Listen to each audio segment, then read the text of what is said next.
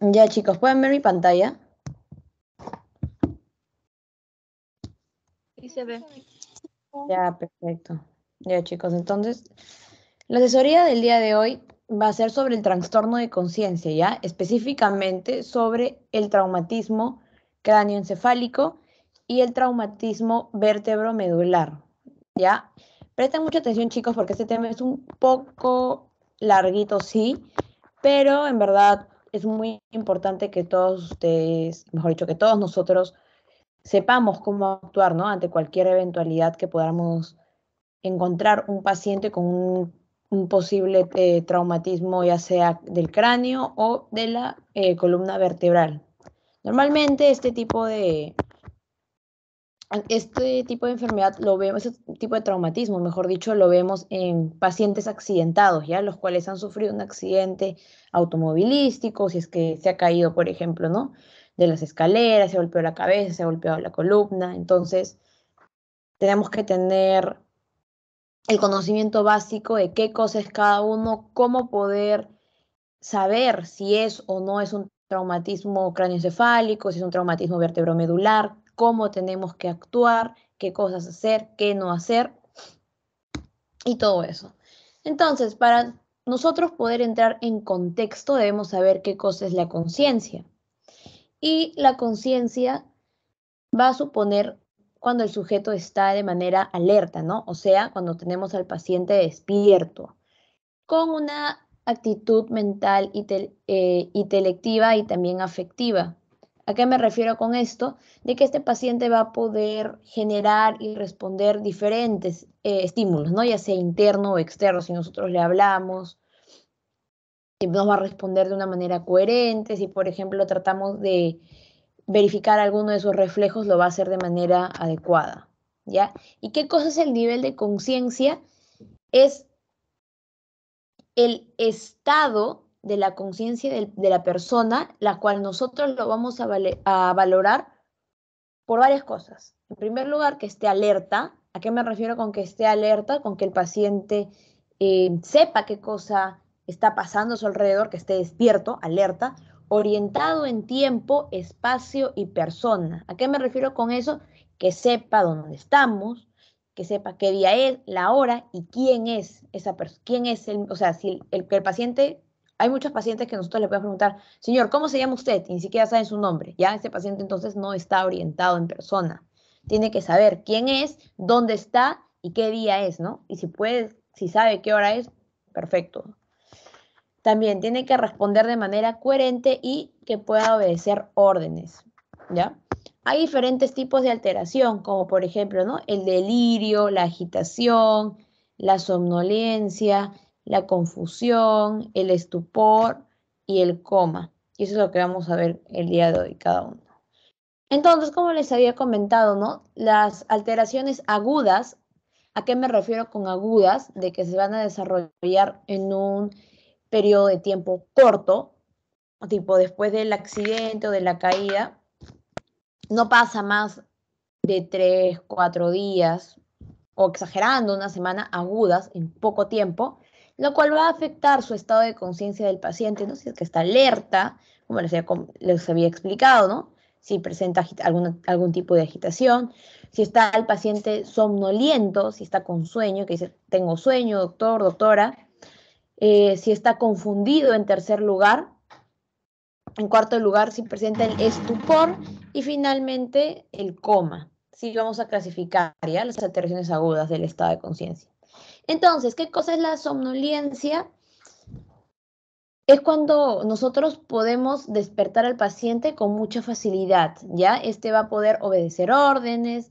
Si es que nosotros dejamos de darle órdenes, va a dormirse, ¿no? Va a caer en somnolencia. ¿A qué me refiero con confusión?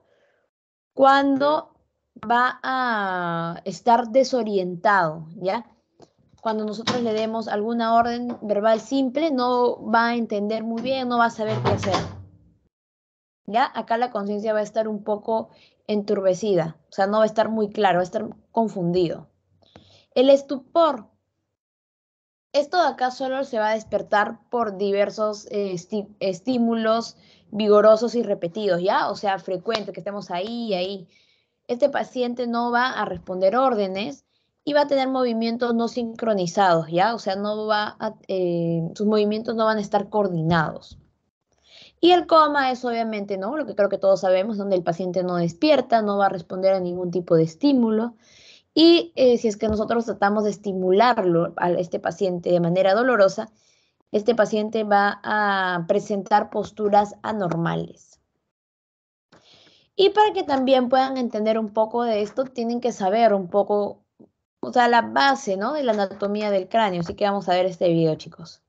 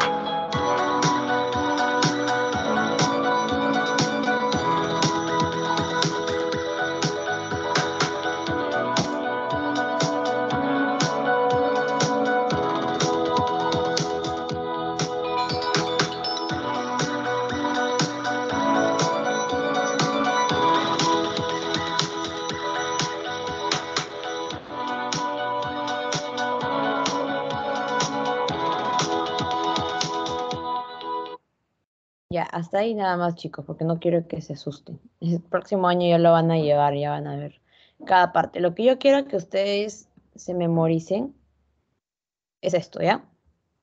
Pero vamos a adelantarlo un poco más. Aquí está. Entonces, nuestro cráneo va a tener 8 huesos conformados por el hueso frontal en la frente. Hay 2 parietales en la parte media, un hueso que es el occipital en la parte de atrás del cráneo y 2 temporales que tenemos a los lados, ¿no? A la altura donde tenemos los oídos, ahí se encuentra nuestro hueso temporal. También tenemos el esfenoides, miren, está acá adelante el temporal, y el etmoides, chicos, un etmoides. Ya, eso es lo básico que quiero que ustedes no se olviden. Ya, el cráneo, 8 huesos. Entonces, ¿no? Acá para recordar la anatomía de nuestro cráneo es una bóveda cerrada. ¿Por qué me refiero con una bóveda cerrada? Porque para nosotros poder ver el cerebro tenemos que abrirlo, ¿no? Tenemos que cortarlo. Entonces, por eso se llama, ¿no? Bóveda cerrada, que todo lo protege los huesos, ¿no? Protege todo el interior que está dentro de nuestro cráneo, es el cerebro. La base del cráneo es irregular. Ya van a entender el próximo año que lleven anatomía el por qué es irregular.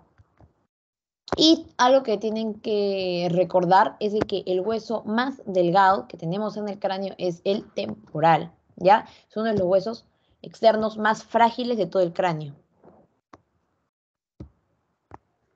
Entonces acá tenemos mi bóveda craneal, que es una cavidad rígida y inextensible, no se extiende, y va a tener un contenido, ¿no? Mi bóveda craneal va a tener contenido, como que, por ejemplo, va a tener el líquido cefalorraquídeo, su volumen es de 150 mililitros, va a tener sangre, también su volumen sanguíneo de 150 mililitros, y el encéfalo, ¿no?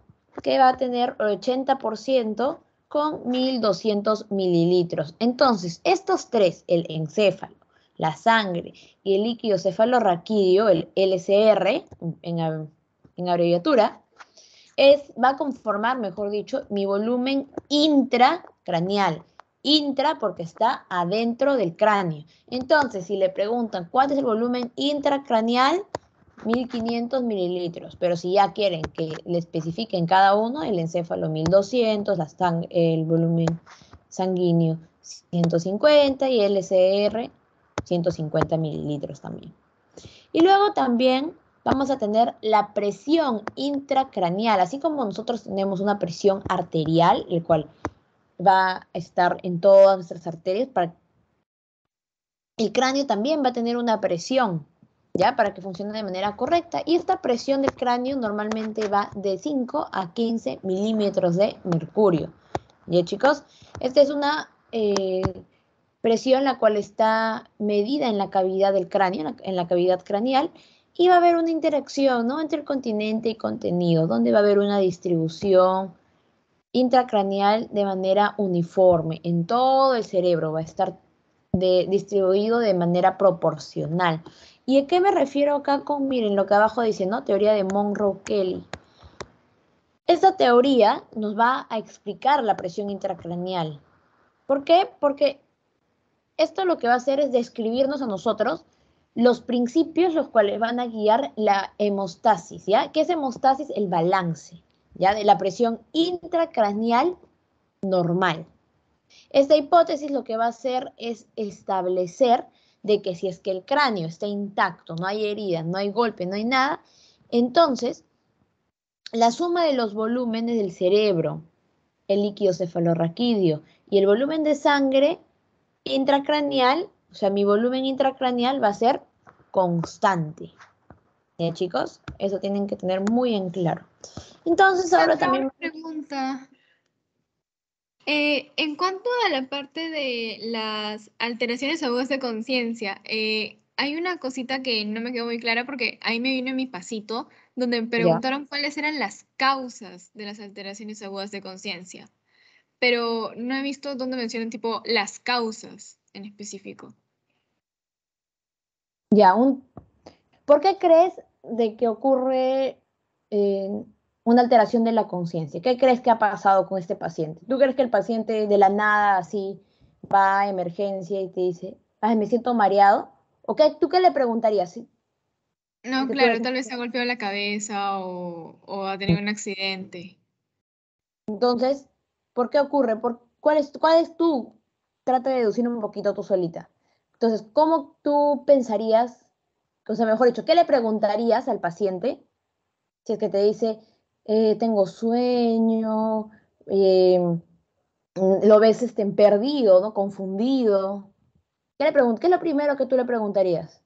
Si es que tal vez ha tenido un accidente donde se ha golpeado la cabeza. Ujú. Entonces, una de las causas para, para la alteración aguda del... Mira, acá está, lo puse acá, creo. Ahí que está. Una alteración aguda del estado de conciencia podría ser una caída, podría ser un accidente, podría ser que le ha caído algún objeto, ¿no? En la cabeza. También, ojo, no podemos descartar, ¿no?, que este paciente puede tener alguna enfermedad, ya como por ejemplo puede presentar un tumor cerebral también podría alterar, un infarto cerebral también podría generarlo, un absceso cerebral también. Entonces hay diferentes causas que pueden ocasionar, ¿no?, de que el estado de la conciencia de la persona varíe. Entonces, ¿qué opciones te dieron en ese pasito? Ah, me pusieron sobre infecciones estructurales y psicológicas, me dijeron. Me ¿Esa dijeron era las la respuesta causas. correcta No, no, o no, cómo? es falso, es falso. O sea, decía verdadero o falso, pero literalmente decía las causas para la alteración aguda, para las alteraciones agudas de conciencia son infecciones estructurales y Ah, no, psicológicas. Es por eso que le no. puse falso, pero también me pareció raro que me pusieran esas opciones, o sea, si me pusieran verdadero o falso para eso. Claro, pero la respuesta obviamente era falso, ¿cierto? Claro, sí. Ujú. No, sí, es falso. A veces en los pasitos lo que hacen los doctores es ponerte eso para, como para que la pienses bien, ¿no? Normalmente A veces, y es válido, también nos confundimos por no leer bien la pregunta, pero tú tienes que tener bien grabado en tu mente de que una alteración del estado de conciencia se da normalmente, principalmente, mejor dicho, en la mayoría de casos, caídas, accidentes de frente de cabeza, ¿ya? También, como les vuelvo a repetir, puede ser causado por alguna enfermedad ya como un tumor, un absceso, ojo, estamos hablando cerebral, una hemorragia intracraniana, también se da, por eso también pasa. Pero lo básico que ustedes tienen que recordar siempre es que normalmente se da por caídas y accidentes. Ah, ya, gracias, Sandra. Ya, no me quedé, ahí acá.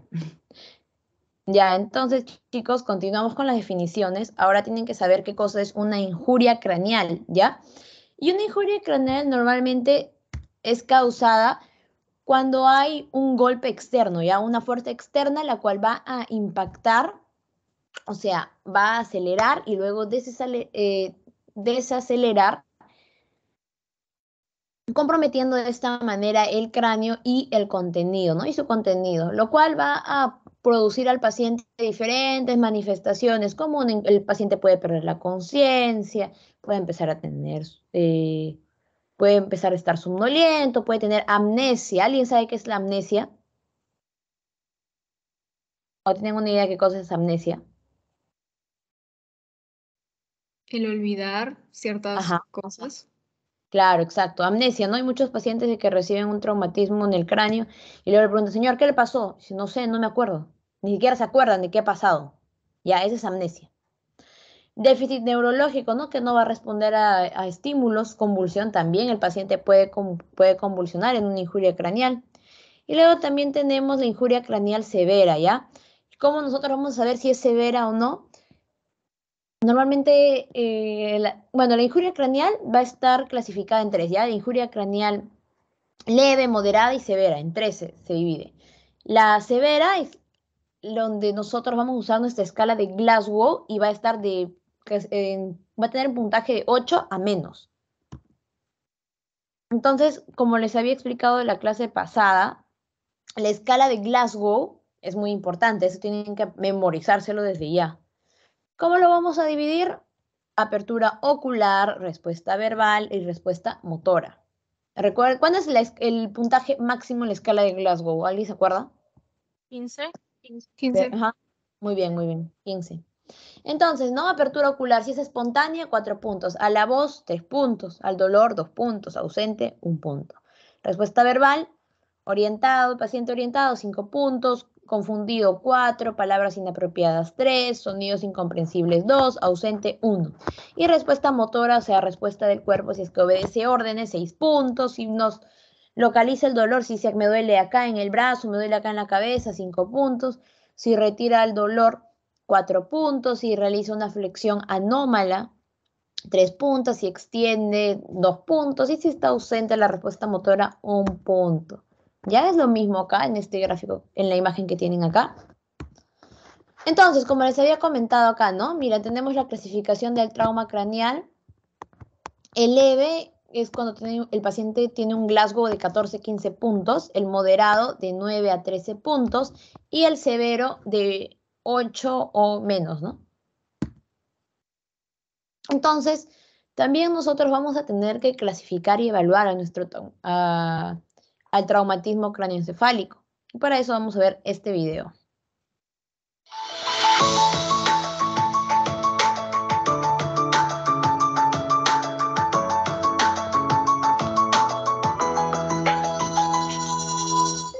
TEC significa traumatismo encefalocraniano, es decir, cualquier golpe en la cabeza puede ser clasificado como TEC. La clasificación es de simple o complicado, siendo simple aquel TEC que no tiene consecuencias inmediatas o relativamente precoces, y un TEC complicado aquel que rápidamente muestra en el paciente que tiene signos de complicación específicamente en el área neurológica, como compromiso de conciencia, convulsiones, etc., o bien traumatismo alrededor de la zona del golpe de cabeza. La evaluación siempre debe ser en un servicio de urgencia por un médico quien tiene las habilidades para rápidamente poder evaluar si está frente a una evolución simple o complicada de este golpe en la cabeza.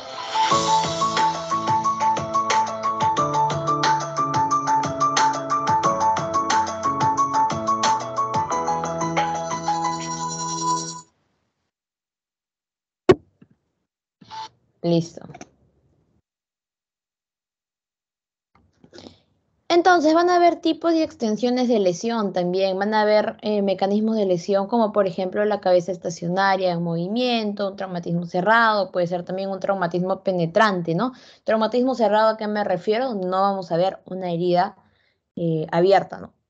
Y penetrante, que obviamente, usualmente suelen ser cuando entran objetos en el cerebro, ¿no? Como por ejemplo un cuchillo, a veces insertan un martillo, clavos, etcétera. Entonces, la naturaleza de la fuerza lesiva puede ser estática o dinámica. Y la magnitud y la rapidez también tiene mucho que ver, ¿no? Con qué tipo y extensión de lesión va a tener el paciente. También influye la edad del paciente y el volumen del cerebro y del cráneo.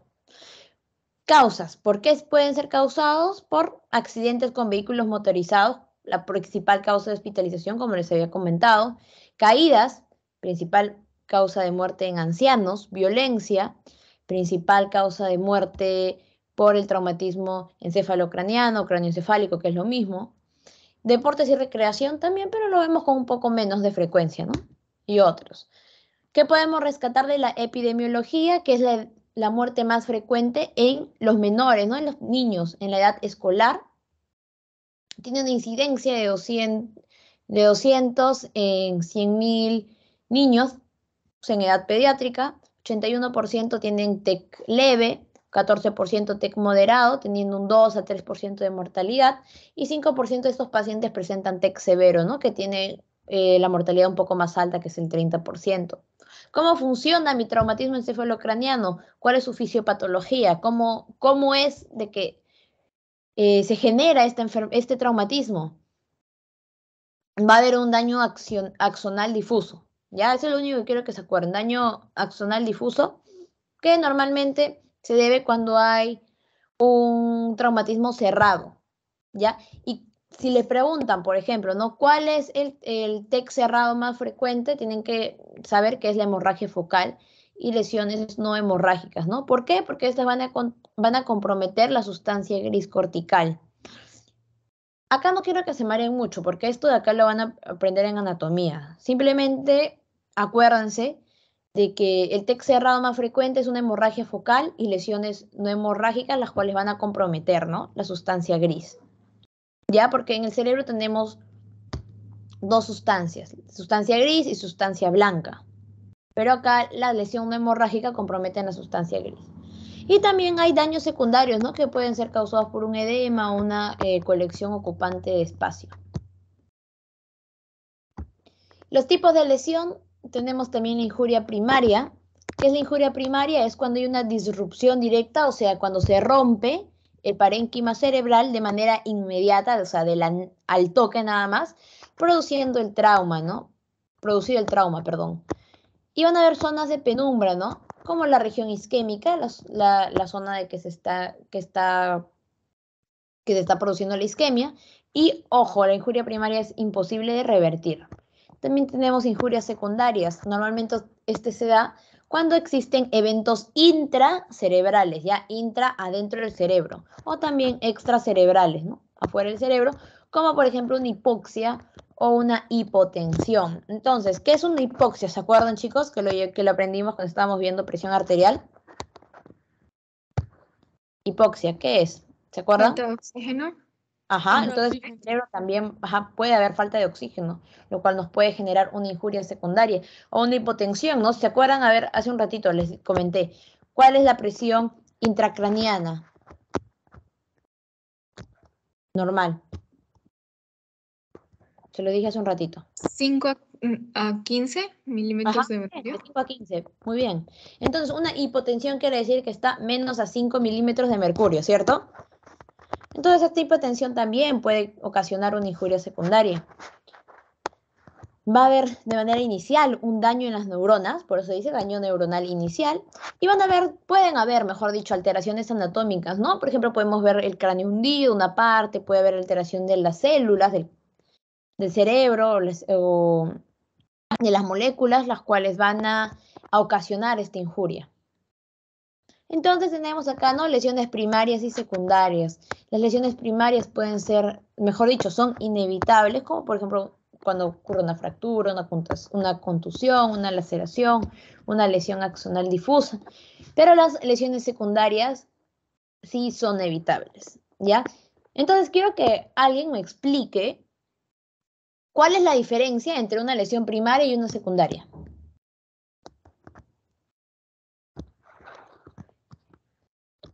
¿Saben cuál es la diferencia básica?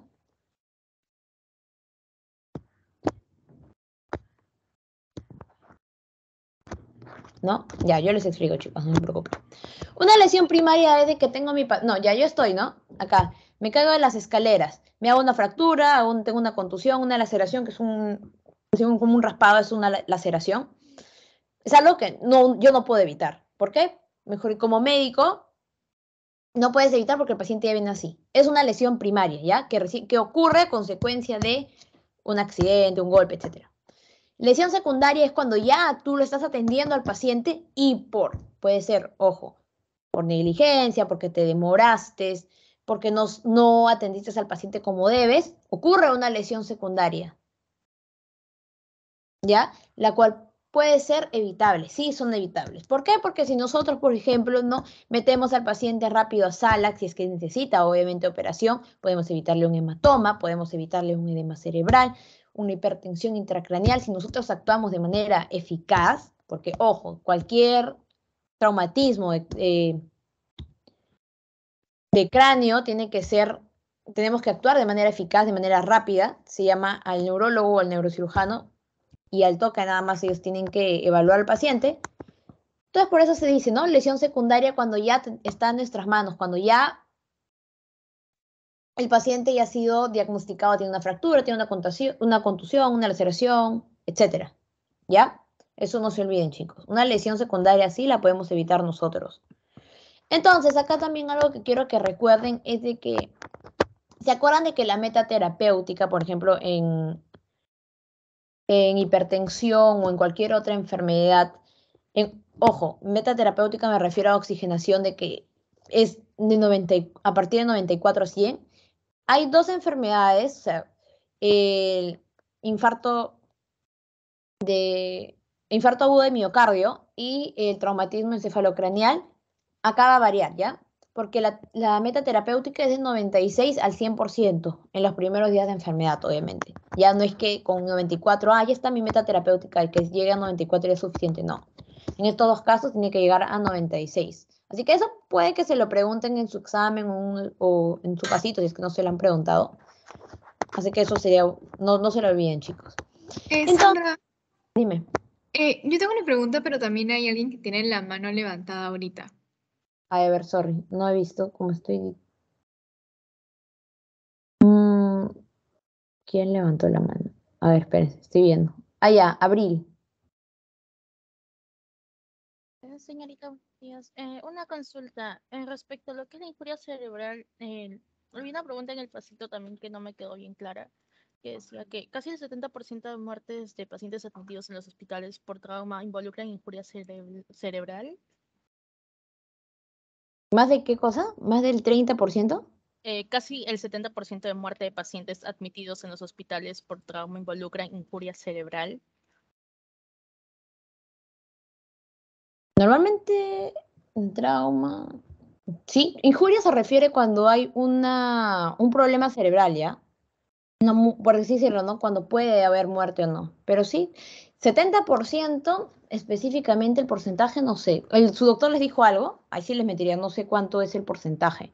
Pero Justo mi sí suele pregunta ser la también mayoría. iba para eso, Sandra, porque, o sea, no nos sale ningún porcentaje de injuria, pero lo que sí nos sale porcentaje es de lo de epidemiología de TEC, o sea, 81% es TEC leve, cosas Claro. así, pero no nos sale nada de injuria. Entonces, o sea, injuria no es lo mismo que TEC, o, o sí. Le sal, disculpa, te estoy escuchando entrecortado. ¿Me puedes Ah, repetir tu pregunta, por favor? sí, de que injuria no es lo mismo que TEC, ¿no? Porque, o sea, No. los únicos porcentajes que nos salen son de TEC, no nos sale ningún porcentaje de injuria. Entonces, ¿cuál sería como que la diferencia ahí grande entre injuria y TEC? Porque como no nos sale ningún porcentaje de injuria, entonces como que ahí confunde un poco. Ya. A ver, injuria cerebral es cuando hay una disrupción, o sea, cuando hay una interrupción, ya sea física, o sea, en el mismo cerebro, o en su función, en su funcionamiento, ¿ya? O en la manera en cómo funciona de todo el tejido cerebral, debido a una fuerza X que ha caído sobre el cráneo o el cerebro. Esa es mi injuria, ¿ya? Y mi trauma, según lo que les he explicado, ¿qué creen que es usted? Qué es un trauma craneoencefálico?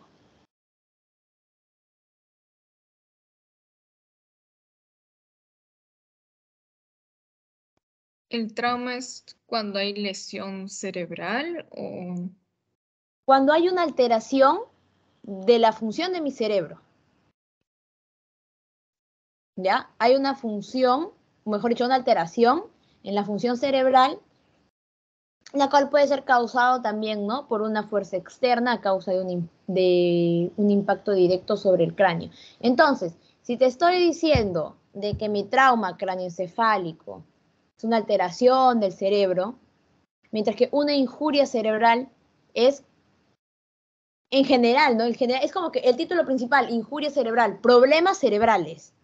Un, y dentro de mi injuria tengo mi traumatismo específico cráneoencefálico, que es cuando la función cerebral está alterada o hay Ah, alguna o sea, patología. la injuria craneal ocasiona el TEC. Exacto. O sea, la injuria es como que lo global. Es como que mi tema fracturas, ya tengo las fracturas, esa es mi injuria cerebral. Ya sabes, fractura se refiere a un hueso. Tengo fractura de hombro, fractura de pie, fractura de brazo. ¿Ahora sí me entendieron?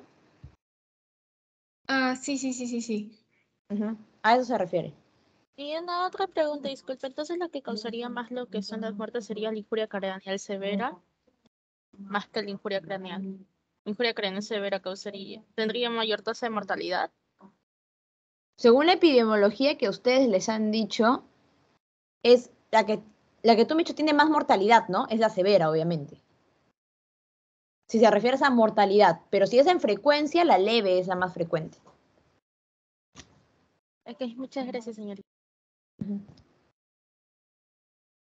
Ya, entonces vamos a seguir, chicos. ¿Le puse esto de fisiopatología? Sí, ¿no? ¿O no? No me acuerdo. No, el video no. Ah, ya, listo. Entonces se los voy a poner, chicos. Entonces, para que entiendan un poquito de la fisiopatología.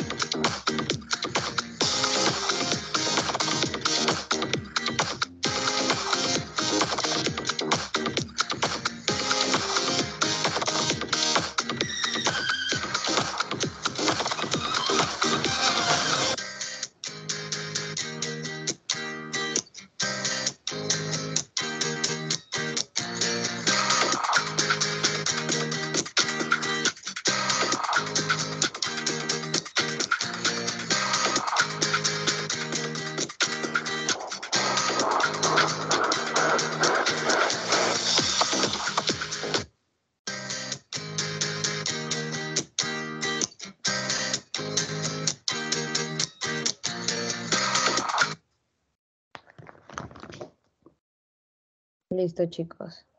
Pero creo que no se terminó, se regresó.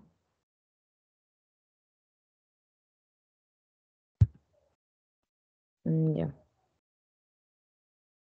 Bueno, entonces, chicos, lo que no tienen que olvidar es de que hay un traumatismo encefalocraniano cerrado y abierto, ¿ya? ¿Cómo lo diferenciamos? Fácil. Cerrado, no vemos ninguna herida. O sea, nosotros vemos al paciente y no hay ninguna herida evidente en el cráneo. Abierto, ya saben, cuando hay una herida abierta, nosotros lo vemos. Traumatismo cerrado se produce ¿por qué? Puede ser por el movimiento en latigazo del cerebro hacia atrás adelante, golpeándose con la superficie interior áspera y dentada del cráneo. Normalmente, no sé si han escuchado del famoso movimiento en latigazo, que esto ocurre cuando hay accidentes automovilísticos, cuando tenemos al conductor o al copiloto, a los pasajeros están con su cinturón, entonces el auto, o sea, para, ¿no? Se detiene de la nada, entonces la persona hace esto. Entonces, al momento de hacer un movimiento brusco del cerebro, tipo la cabeza se va así, y luego así. Ya, eso es uno de los comunes movimientos los cuales se dan en traumatismo cerrado. Y en traumatismo abierto, ¿no? Como podemos ver acá en la imagen, es una lesión en un área específica del cerebro, ya sea por una herida de arma de fuego o por un golpe en la cabeza, ¿no? Donde miren, es evidente la herida. En un traumatismo cerrado normalmente puede darse una fractura de la base del cráneo, ¿ya? Y como yo sé que el paciente puede tener una fractura en la base del cráneo por dos signos evidentes. El signo de Battle, que vemos acá, como en la foto. Vamos a ver hematomas, moretones en la parte detrás de la oreja. Y luego tenemos el signo de ojos de mapache, ¿no? Como vemos acá, tenemos hematomas también en la zona periorbitaria. Chicos, eso no se olviden. Traumatismo penetrante, ¿no? Como acá, como les había comentado, es obvio, ¿no? Que se ve la herida por fuera. Traumatismo penetrante, tenemos un cuchillo. Acá también, no sé qué será esto. Debe ser, parece algo de metal, parece. Un tubo de metal, tal vez. Y también vamos a obtener los famosos hematomas epidurales, ¿ya? ¿A qué me refiero con hematoma epidural? El cual se da entre la dura madre y cráneo, siendo la causa más frecuente algún problema en la arteria meningia media. Normalmente el hematoma epidural lo vemos en pacientes jóvenes. Y acá hay una fractura del hueso temporal. Entonces, lo único que quiero que se aprendan acá, porque todavía no saben obviamente qué es dura madre ni las arterias. Acuérdense nada más para su examen. Y bueno, y si tienen tiempo, ¿no? El de leer un poquito de la anatomía del cerebro sería chévere. Que un hematoma epidural le van a preguntar ¿dónde se encuentra? Entre la dura madre y el cráneo. Nada más. Y hay una fractura del hueso temporal y se da en pacientes jóvenes. Luego tenemos el hematoma subdural agudo, que el origen es vasovenoso, o sea, hay un problema, mejor dicho, con alguna vena, ¿ya? Y esto, aparte, el hematoma subdural agudo va a cursar con un TEC moderado a severo. Entonces, si yo les pregunto, chicos, ¿cuál es la diferencia básica del hematoma? ¿Cómo yo sé que el paciente tiene un hematoma subdural agudo y no un hematoma epidural? ¿Cuál me dirían ustedes?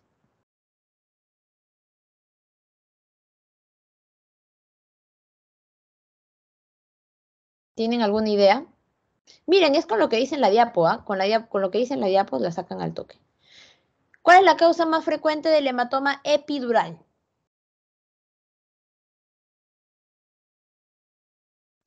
La arteria meningio media. Perfecto. ¿Y cuál es la causa de un hematoma subdural agudo? El rompimiento de un vaso venoso. Ajá, o sea, de una vena. Esta es la diferencia. Miren, hematoma epidural ocurre cuando existe una ruptura de una arteria, ya específicamente la meningia media. Pero lo que yo quiero que se acuerden es, hematoma epidural ocurre porque se rompe una arteria, meningia media, ¿ya? Y el hematoma subdural agudo es porque hay un problema, o sea, puede hacer una ruptura de una vena, ¿ya? Eso es lo que quiero que no se olviden. Y normalmente, ¿no? Hematoma subdural agudo puede cursar con un TEC moderado a severo. También vamos a encontrar el daño axonal difuso, ¿no? Los axones van a estar lesionados. ¿Y qué pasa si mi axón está lesionado? Mi axón es una parte de la neurona, ya chicos, para que me entiendan. Cuando mi axón está lesionado va a haber una alteración de la conciencia, ya el paciente no va a estar consciente del 100%. Y obviamente no va a ser ausencia de hallazgos radiológicos en la tomografía. Ya no vamos a ver ningún daño, no como por ejemplo acá, que vemos el hematoma ni nada. Entonces acá ocurre un daño axonal difuso. Son cosas no evidentes, porque nosotros no podemos ver en una tomo las neuronas. Luego también, como les había comentado, ¿no? Las fracturas de base del cráneo, tenemos la fractura del peñasco, que es muy común, el signo de Battle, el signo en ojos de mapache, que también ya les había comentado. Ojo, en un traumatismo de cráneo nunca hay que colocar una sonda nasogástrica, ¿ya? ¿Por qué? Porque si nosotros sospechamos de una fractura de base de cráneo, ¿no? Si vemos al paciente, ¿no? Con un ojo de mapache, o sea, un hematoma periorbitario, si es que vemos el signo de Battle, que es un hematoma retroauricular detrás de la oreja, oreja. Si hemos sangrado o pérdida de líquido cefalorraquídeo, ya sea por la nariz o el oído, nunca hay que poner una sonda nasogástrica, ¿ya chicos? Eso nunca lo hagas. Sandra, una pregunta. Dime. ¿Nunca se pone la sonda nasogástica? ¿Y qué hay de la cánula nasofaringea? ¿Tampoco? No, nada. Ah, ok. Tiene que verlo primero neuro. Cualquier cosa, basta que el paciente llegue a emergencia y usted le diga, ¿no? ¿Qué pasó? Y le dice, me golpeé la cabeza o tuve un accidente en la cabeza, ya. Llamas a neuro y neuro se encarga. Lo primero es derivar. Si no es tu especialidad, derivas a la que le corresponde. Porque a veces nosotros por tratar de ayudar podemos incluso perjudicar al paciente de manera inconsciente, no sin querer lastimar al paciente. Entonces, el reflejo de Cushing, ¿qué cosa es? El reflejo de Cushing es cuando existe una hipertensión progresiva asociada a la bradicardia y una disminución del esfuerzo ventilatorio, ¿no? ¿Por qué? ¿Por qué se da esto? Ya que la presión intracraneal está aumentada. Hay una hipertensión intracraneal y el reflejo de Cushing está presente en menos del 30% de los pacientes. También tenemos, ¿ves? Acá mi triada de Cushing, hipertensión endocraniana más de 20 milímetros de mercurio. Tengo mi presión intracraneana mayor a 33, que va a generar mi isquemia, puede afectar el centro vasomotor, luego va a afectar el centro respiratorio y luego el centro cardio inhibidor.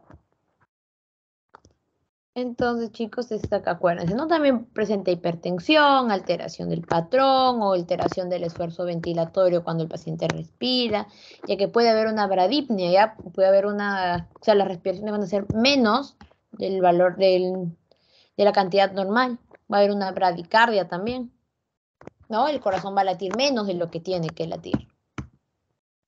Entonces, básico, llega mi paciente, ¿qué cosa tengo que preguntarle? ¿Cuándo ocurrió el accidente? ¿Cómo ocurrió el accidente? Y si es que ha perdido o no la conciencia. Las 3 preguntas de oro que tienen que hacer el paciente. Señor, ¿cuándo ocurrió? ¿Cómo ocurrió? ¿Y ha perdido la conciencia o no ha perdido? Basta que el paciente diga, sí he perdido la conciencia, ya, neuro. Llaman a neuro. Luego acá vamos a aplicar, ¿no? Si ven el paciente, ¿qué aplicamos? Si es que o sea, todavía el paciente no llega al hospital, está en la calle, ¿no? El ABCDE, el ATLS y el BLS, ¿no? En la escena del accidente. Ya no se olviden, vemos el ABC del trauma, si es que hay una normoventilación, si hay una normotermia, si es que la cabeza, cuello y tórax están alineadas, o sea, están al mismo... no está como que una más torcida que otra, tratar de controlar el dolor también y transportar al hospital más cercano, ¿no? Y basta que llegue mi paciente ya a urgencias, que hacemos? Comprobamos si su ABC está bien realizado, descartamos si es que hay una lesión vital urgente, mantenemos la normoventilación, la oxigenación y la tensión arterial también lo chequeamos y lo llevamos a radiología, ¿no? Y a un tomo de cerebro. Y ya nosotros, dependiendo a eso, vemos si es que el paciente va a quirófano o si es que de frente va a UCI o del quirófano va a UCI, ya, dependiendo de los exámenes. ¿Cómo nosotros vamos a manejar el traumatismo cráneoencefálico grave? Tenemos que saber acá cómo es la circulación, ¿ya? ¿Qué pasa si mi paciente está hipotenso? ¿Ya? Nosotros lo principal que en ese momento tenemos que hacer es tratar de restablecer la normovolemia. O sea, regresar a lo normal. Volemia de sangre, ¿ya? Tratar de que su presión esté normal, lo más pronto posible. Ojo, creo que, no me acuerdo quién me escribió, pero me había preguntado, ¿no? Si es que una hemorragia cerebral puede producir un shock hemorrágico y no. No puede producir. Una hemorragia cerebral no produce un shock hemorrágico. Y también algo que no deben olvidar es de que la hipotensión no se debe al daño encefálico como tal, ¿no? Normalmente no se debe cuando hay un daño encefálico, por eso se produce la hipotensión. Solo esto se produce cuando el bulbo raquídeo, que es una parte del cerebro que también ya van a aprender el próximo año, deja de funcionar, o sea, funciona de manera inadecuada. Por eso, ya es cuando se puede producir la hipotensión. Entonces, tengo un paciente que yo ya lo veo en la calle, ¿no? Que le ha tenido algún accidente. ¿Qué cosa hago yo? ¿Cómo reacciono? Vamos a ver este video, chicos. ¿Qué hacer en caso de un TEC? Los accidentes pueden ocurrir en cualquier situación, y si bien muchas veces no suelen tener mayores consecuencias, en ocasiones pueden causar lesiones graves. Revisa algunas recomendaciones sobre qué hacer frente a una caída. El traumatismo encefalocraniano es un golpe en la cabeza con pérdida de conciencia. Si la persona está inconsciente y no responde, verifica su respiración e inicia maniobras de reanimación cardiopulmonar, RCP. Si respira con normalidad, no lo muevas. Puede tener una lesión grave en la columna cervical. No lo dejes solo. Pide a otra persona que llame una ambulancia. Si es necesario moverlo, por encontrarse en un ambiente inseguro, como incendio o carretera, realizar en bloque, manteniendo alineada la cabeza con el cuerpo. Se necesitan al menos 2 personas. Mientras una o dos mueven el cuerpo, el otro debe preocuparse de sostener la cabeza con las 2 manos. Colocar a la persona sobre una superficie dura para el traslado. Si presenta vómitos, movilizar en bloque para ponerlo de lado, siempre afirmando la cabeza y cuello. Si se producen convulsiones, no intentar poner nada en la boca. Alejar objetos con los cuales el accidentado se podría golpear. ¿Qué hacer si recupera la conciencia? Colocar de lado en posición de reposo lentamente y en bloque. Si sospecha lesión cervical, no movilice y permanezca atento a su lado. Evita que se levante. Si se agita, tranquilizar y sostener en forma suave. Siempre trasladar a un servicio de urgencia, aunque la pérdida de conciencia sea leve. Intenta conocer si la persona tiene alguna enfermedad, alergia o usa medicamentos. Y entrega la información al recibir la atención profesional. Clínica Alemana. Si es tu... Listo, chicos. Entonces, eso no lo olviden. Ya. Entonces, ahora vamos a pasar al segundo tema, ¿no? Que es mi traumatismo vértebro-medular. Y para esto deben saber cosas básicas de mi columna vertebral. ¿Qué cosa va a hacer, mejor dicho, mi columna vertebral? Va a proteger la médula espinal y los nervios espinales. Mi columna vertebral es quien soporta el peso de todo nuestro cuerpo y va a proporcionar un eje, la cual va a tener una parte rígida y una parte flexible para que el cuerpo pueda movilizarse y que nosotros también podamos mover la cabeza. Ya la columna vertebral va a desempeñar una importante misión en la postura y en la locomoción. ¿A qué me refiero con locomoción? En nuestro caminar, cuando no podemos caminar de manera adecuada. Entonces, tengo mi columna vertebral, la cual va a constar de 33 vértebras, las cuales van a estar divididas en 5 regiones. La región cervical, las cuales van a ser 7 vértebras, voy a tener luego la parte torácica, donde voy a tener 12 vértebras torácicas, luego 5 vértebras lumbares, y luego tengo mi sacro y el coxis, ¿no? Son 5 vértebras sacras y 4 coxigias. Entonces, en total, forman 33 vértebras. Entonces, ¿qué cosa es un traumatismo vértebromedular? Es una lesión la cual normalmente está relacionada ¿con qué? Con accidentes de tráfico, con accidentes deportivos, con accidentes laborales. Y ojo, este tipo de traumatismo vertebromedular es muy frecuente, así como los TEC, ¿ya? Son muy frecuentes en varones, los cuales van a tener una edad de 20 a 40 años aproximadamente. ¿Y por qué es importante este traumatismo? Ya que puede tener alguna lesión neurológica y también va a tener una secuela dolorosa, ¿ya? Por eso es muy importante poder tratar un traumatismo vertebromedular de la mejor manera. Entonces, su epidemiología, ¿qué nos dice? De que aproximadamente de 50 a 60 personas por millón son hospitalizados cada año. La edad frecuente, 20, 30 hasta 40 años.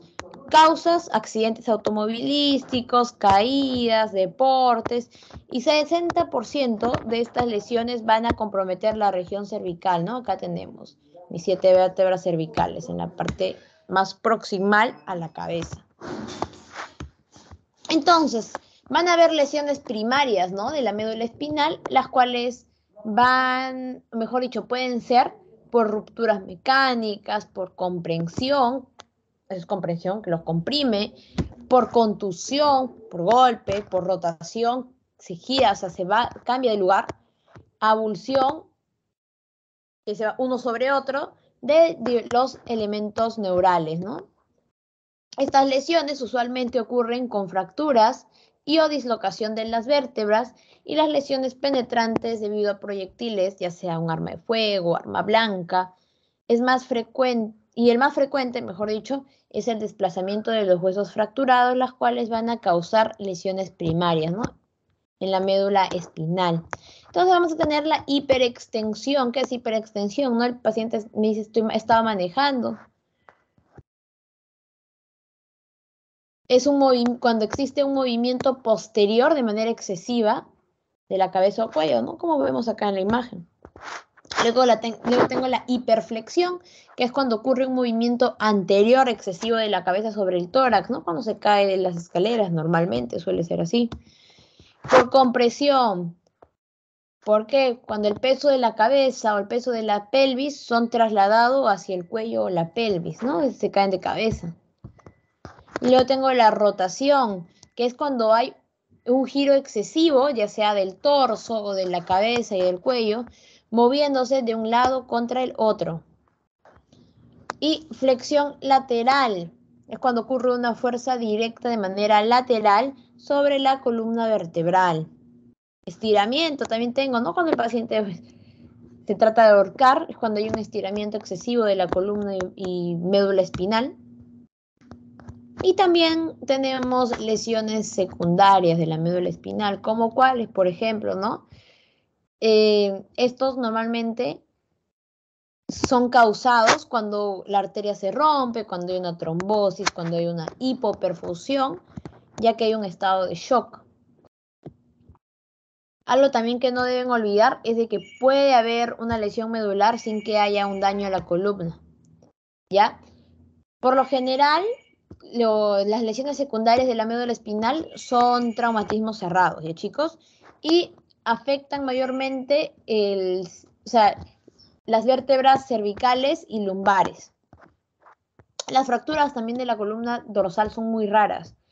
¿Por qué? porque la caja torácica, o sea, las costillas o mi tórax protege esa parte, la parte dorsal. Y el compromiso neurológico, ¿no? Es secundario a la patología del raquis. ¿Cómo lo voy a diagnosticar? Acá dicen, ¿no? Normalmente cuando tengo un paciente con una lesión de la médula espinal es porque los nervios están lesionados, ha pasado algo con estos nervios. Pero algo que ustedes tienen que tener en cuenta es que los nervios van, o sea, hacia abajo. ¿Ya? Entonces, yo tengo, a ver, ¿cómo les digo? Y acá tengo mi hojita, ¿no? Entonces, de mi columna, supuestamente. Y acá, a ver. Tengo mi lesión, o sea, el nervio afectado es el de acá. ¿Ustedes creen de que desde esa parte ya no funciona el cuerpo o va a tener problemas, mejor dicho, desde un poco más abajo?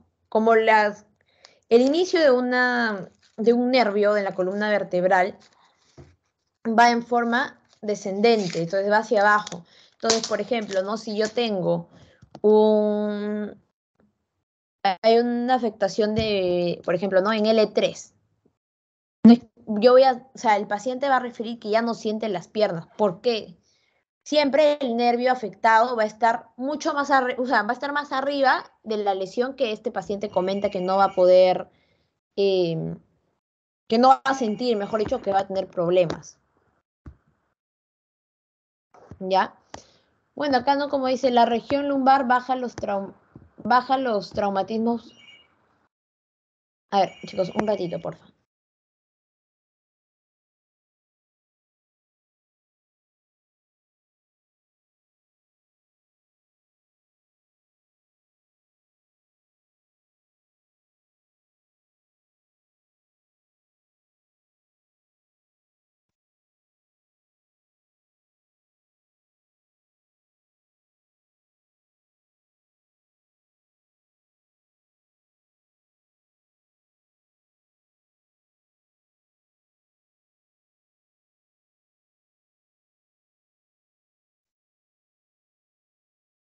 Ya, chicos, disculpen, ahora sí.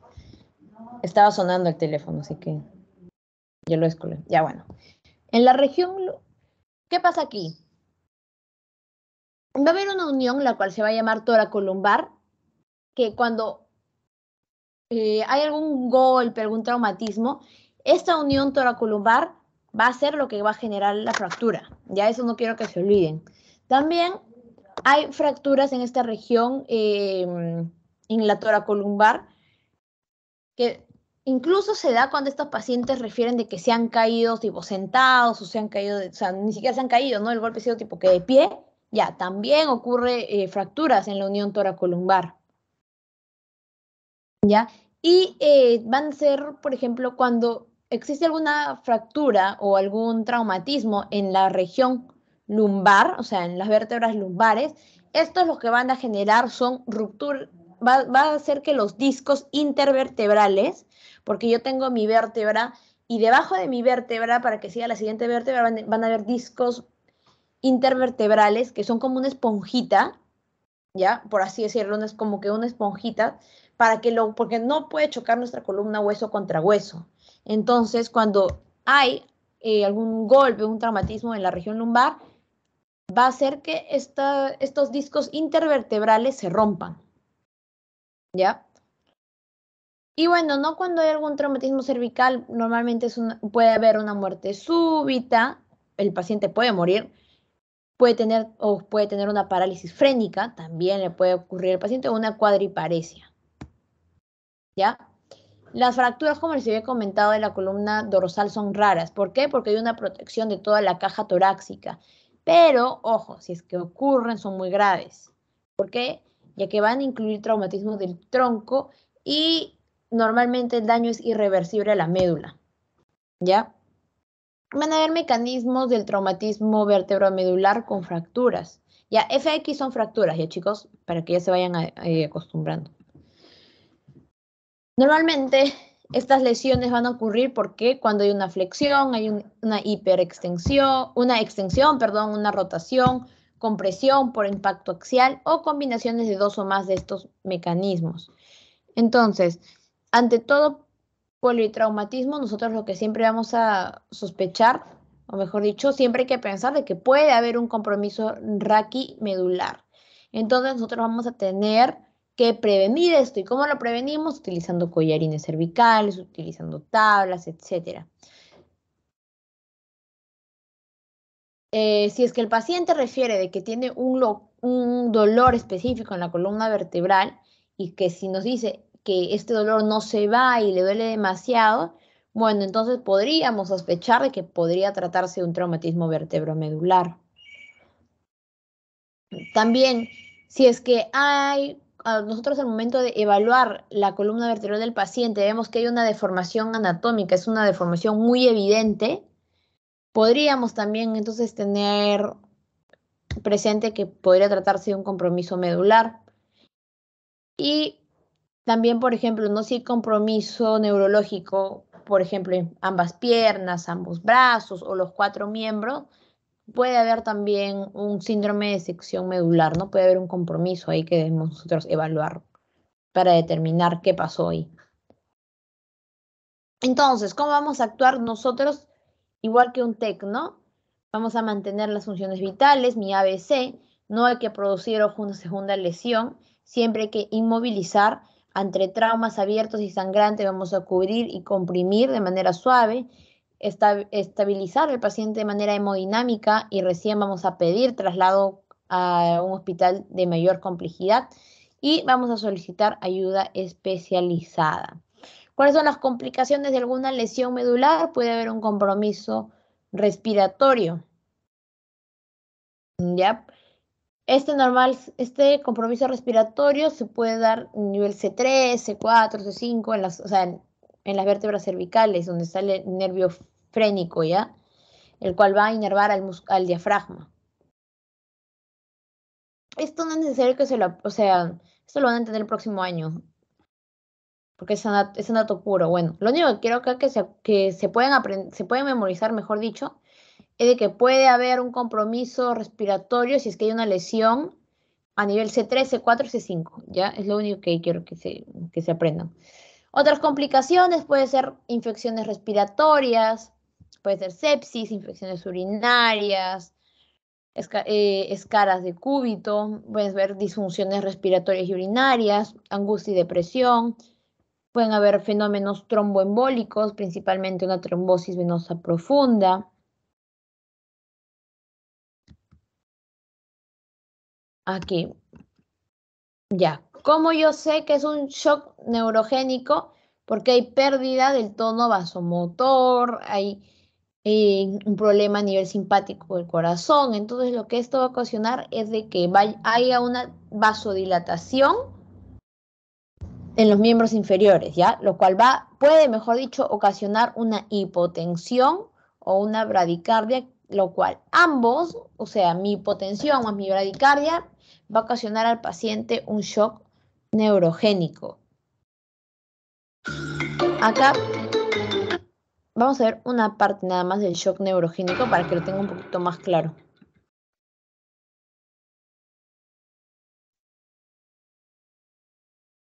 Hola, mi nombre es Guillermo Sarmentero y voy a hablaros sobre el shock neurogénico y la clínica y el manejo de estos pacientes. Se trata de un shock que se ve en pocas ocasiones y que es de tipo distributivo, es decir, hay una hipovolemia relativa por una mala distribución del flujo sanguíneo a nivel tisular, habitualmente debida a una pérdida del tono vascular periférico, como ocurre también en el shock anafiláctico y séptico. Concretamente, el neurogénico se debe a una pérdida de la inervación autonómica cardiovascular, no solo a nivel del corazón y de los grandes vasos, sino también a nivel de la microcirculación. En cuanto a las causas, estas son variadas y no siempre dan lugar a un shock neurogénico. Entre ellas destacan las lesiones cerebrales, los fármacos depresores del sistema nervioso central, la anestesia general, la hipoxia, la hipoglucemia, lesiones medulares superiores a T6, como puede suceder en procedimientos de anestesia regional, etc. Y dentro del shock neurogénico denominamos shock espinal aquel producido por una lesión en la médula, como puede verse en esta radiografía lateral cervical, con un desplazamiento vertebral posterior que seguramente esté ocasionando una compresión medular a ese nivel. Ahora empezaremos a explicar la fisiopatología del fenómeno principal que ocurre en el shock neurogénico, que es la vasoplegia. La patogenia consiste en que hay una interrupción generalizada del control vasomotor, que básicamente puede alterarse bien a nivel del centro vasomotor del bulbo raquídeo o a nivel de las vías de conducción eferentes del sistema nervioso autónomo. Aquí tenemos un esquema de los principales fenómenos que ocurren cuando hay una lesión del centro vasomotor cerebral o de las vías eferentes, que funcionan gracias a receptores adrenérgicos. Por un lado, en condiciones normales, el centro vasomotor tiene una acción vagomimética sobre el corazón que tiende a disminuir la frecuencia cardíaca, por lo que si se lesiona aparecerá taquicardia. Después veremos que también puede haber bradicardia en lesiones concretas. Y por otro, los vasos sanguíneos reciben eferencias simpáticas que mantienen su tono y que si se lesionan se dilatarán. La disminución del tono del simpático tiene efectos diferentes según el lugar de acción. A nivel de los grandes vasos y del corazón, se produce una caída de las resistencias vasculares sistémicas y del gasto cardíaco, que conducen a una hipotensión sistémica. En cambio, a nivel de la microcirculación, surge una incompetencia de esfínteres precapilares en la arteriola aferente e inundación del lecho capilar con estasis sanguínea. Esto se refleja con una caída de las resistencias vasculares periféricas. En cualquier caso, todas estas consecuencias llevan al mismo punto, que es la situación de shock en forma de hipoperfusión orgánica e hipoxia tisular. El cuadro clínico no va a ser muy distinto de un paciente con otro tipo de shock, por lo que la sospecha clínica en función de la anamnesis es fundamental para pensar en esta etiología.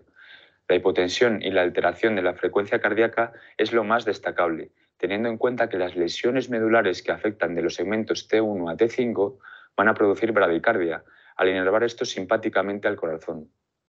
No obstante, en el resto de situaciones puede existir taquicardia. Al ser un shock distributivo, la reposición de líquidos con fluidoterapia intravenosa es el tratamiento al que mejor responde el paciente. Si no es suficiente para estabilizarlo hemodinámicamente, optaremos por vasopresores, de elección la noradrenalina. Y en caso de lesiones medulares con bradicardia, hay que tener en cuenta que en estos casos la atropina no es eficaz y habrá que recurrir a fármacos como el isoproterenol o incluso a un marcapasos. Y ahora hablaremos sobre el shock obstructivo. Lo que ocurre en este tipo de shock es un déficit de llenado cardíaco o de precarga ventricular, aunque no haya alteraciones estructurales en el corazón.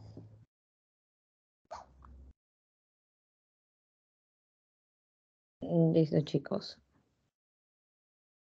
Entonces, acá, ¿no?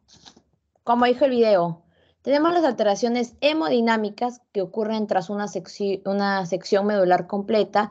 Lo que va a ocasionar es una pérdida inicial del control del sistema nervioso simpático. Lo que va a generar es una pérdida del tono vascular en los vasos periféricos, provocando una vasodilatación o una bradicardia, que unidos me va a generar una hipotensión arterial, ¿ya? Mi presión va a estar menor a lo normal, lo que finalmente me va a ocasionar un shock neurogénico. Entonces, también voy a tener el famoso shock medular. ¿Y qué cosa es? Cuando hay una pérdida de manera completa de toda la función neurológica de la médula espinal, lo cual me va a incluir mis reflejos, el tono rectal, y por debajo va a haber un nivel específico el cual se va a encontrar lesionado, ¿ya? Basta de que mi médula esté comprometida, ya va a haber una pérdida de la función total, ¿ya? Entonces, siempre y cuando nosotros sospechemos de un trauma en la columna vertebral, nosotros tenemos en primer lugar que asegurar la vía aérea, ¿ya? La permeabilidad de la vía aérea. Vamos a valorar el estado respiratorio y circulatorio del paciente. Nunca vamos a movilizar a este paciente a menos de que el paciente no tenga ninguna función vital, ¿no?